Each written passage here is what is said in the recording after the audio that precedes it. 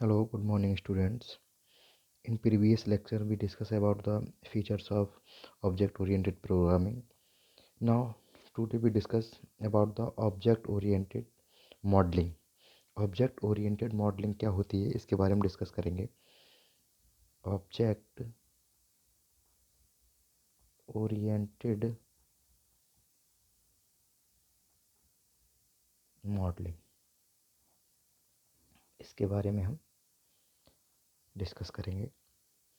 सबसे पहले object oriented modelling का काम होता है, जैसे कि मान लीजिए सपोज हम अपना मकान बनवाते हैं तो सबसे पहले क्या है उसके माइंड मेकअप करते हैं कि कहाँ पर हमने किचन रखना है, कहाँ हमें ड्राइंग रूम रखना है, कहाँ रेस्ट रूम रखना है, कहाँ कॉरिडोर रखना है. ये सारी चीज़ें मेन माइंड मेकअप करते हैं और इसका एक ब्लूप्रिंट या हम जैसे मैप कहते हैं वो बनवाते हैं. तो ऑब्जेक्ट ओरिएंटेड मॉडलिंग का भी काम लगभग ऐसा ही है. इसमें क्या होता है, it gives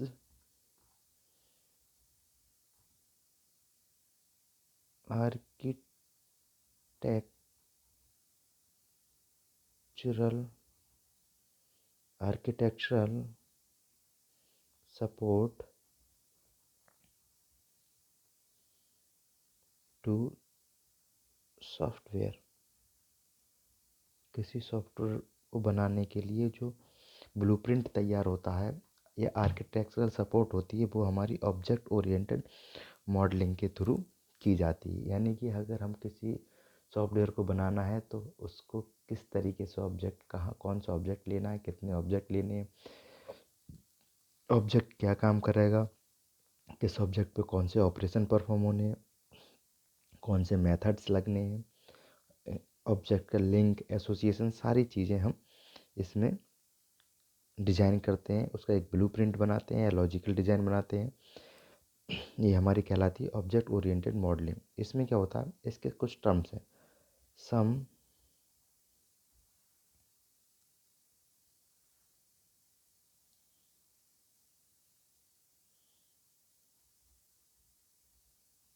terms of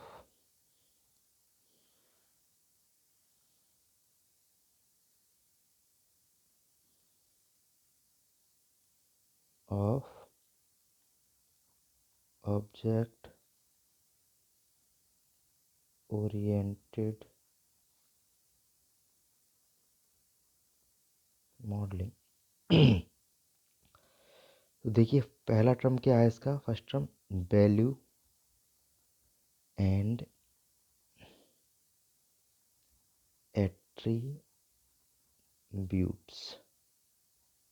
okay. Second term क्या है इसका, operations and methods. And third term क्या है इसका, लिंक एंड एसोसिएशंस. तो हम बात करते हैं पहला टर्म जो है वैल्यू एंड एट्रीब्यूट्स. मान लीजिए किसी भी प्रोग्राम में हमने एक ऑब्जेक्ट लिया है. ऑब्जेक्ट कुछ भी हो सकता है, ठीक है. उस ऑब्जेक्ट का के कई सारे एट्रीब्यूट्स होंगे, और उन एट्रीब्यूट्स की अपनी अपनी वैल्यू होगी. ओके. तो सपोज कर लीजिए कि मान लीजिए हमने एक एग्जांपल लिया कि हमारे पास एक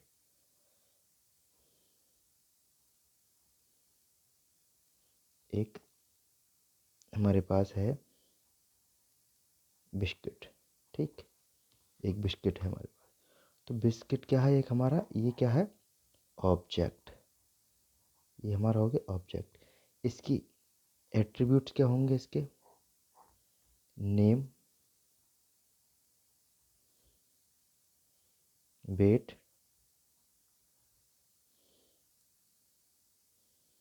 प्राइस, एटसेट्रा. ठीक है.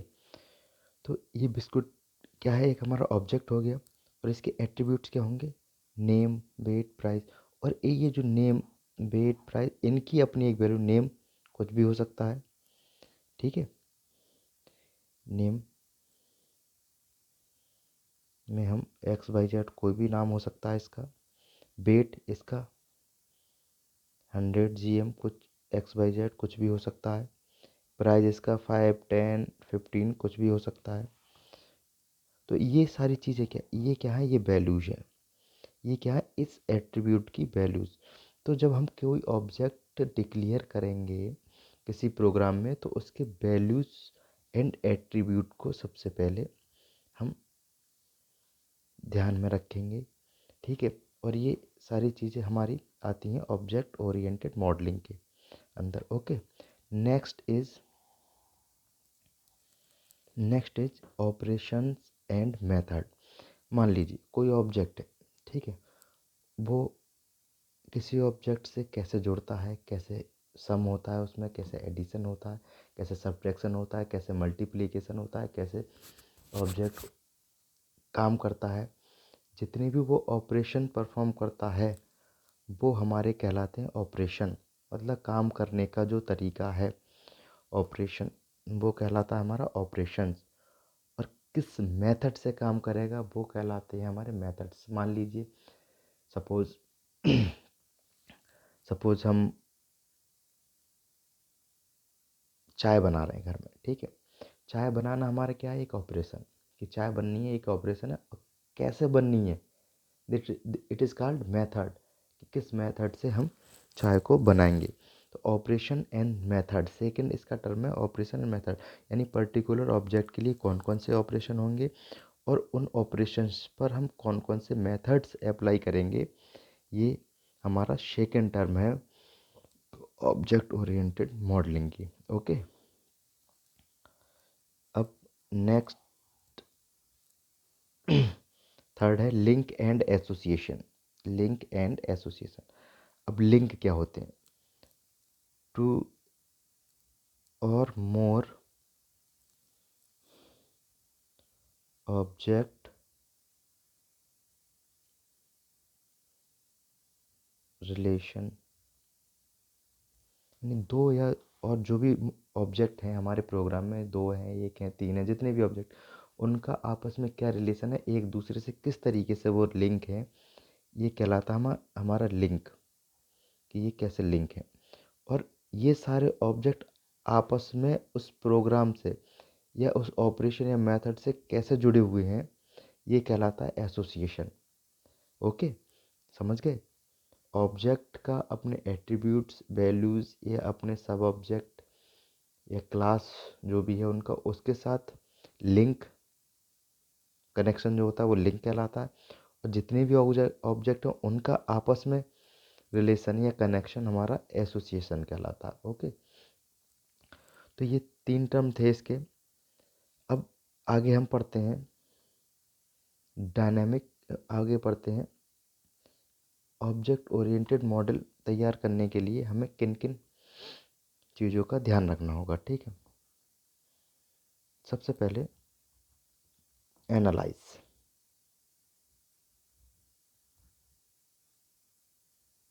एनालिसिस, ठीक है। सबसे पहले हमें ये एनालाइज करना होगा कि जो प्रोग्राम हम बना रहे हैं उसमें कितने ऑब्जेक्ट की आवश्यकता होगी, ये ऑब्जेक्ट कैसे वर्क करेंगे। यानी कि एनालाइज करना पूरे सॉफ्टवेयर को बनाने के लिए हमें कौन कौन से ऑब्जेक्ट लेने होंगे, क्या मेथड्स लगाने होंगे, क्या ऑपरेशंस परफॉर्म करने होंगे, ये सारी चीज़ें हमारी आ जाती हैं एनालिसिस के अंदर। Second is system design, system design, okay. अब हम इसमें देखेंगे कि जो हमारे ऑब्जेक्ट हैं और या जिसके बेस पर हम सॉफ्टवेयर बना रहे हैं उसको डिजाइन कैसे किया जाए, यानी सिस्टम को या सॉफ्टवेयर को डिजाइन कैसे किया जाए, उसका पैटर्न क्या होना चाहिए, ठीक है। ये चीज़ें आएगी हमारी सिस्टम डिज़ाइन के अंदर। सिस्टम को डिज़ाइन करने का तरीका जो है, प्रोसेस जो है, वो हमारा कहलाएगा सिस्टम डिज़ाइन। थर्ड इज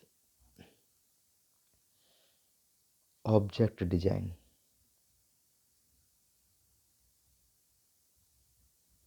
अब हम जब हम सिस्टम डिज़ाइन करते हैं तो हम सिस्टम डिज़ाइन करेंगे तो जाहिर सी बात है कि उसके अंदर ऑब्जेक्ट भी होंगे।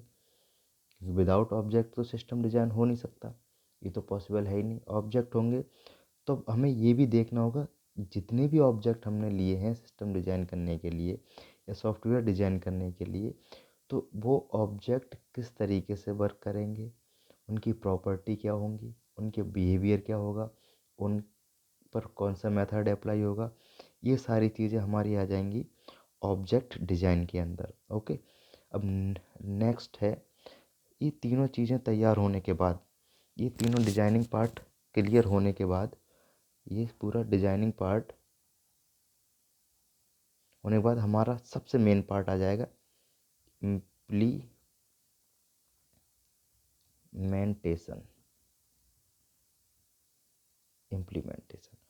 ओके, अब हम सारी चीज़ तैयार करने के बाद, सारा डिज़ाइन एनालाइज करने के बाद, सिस्टम डिज़ाइन करने के बाद, ऑब्जेक्ट डिज़ाइन करने के बाद इम्प्लीमेंटेशन।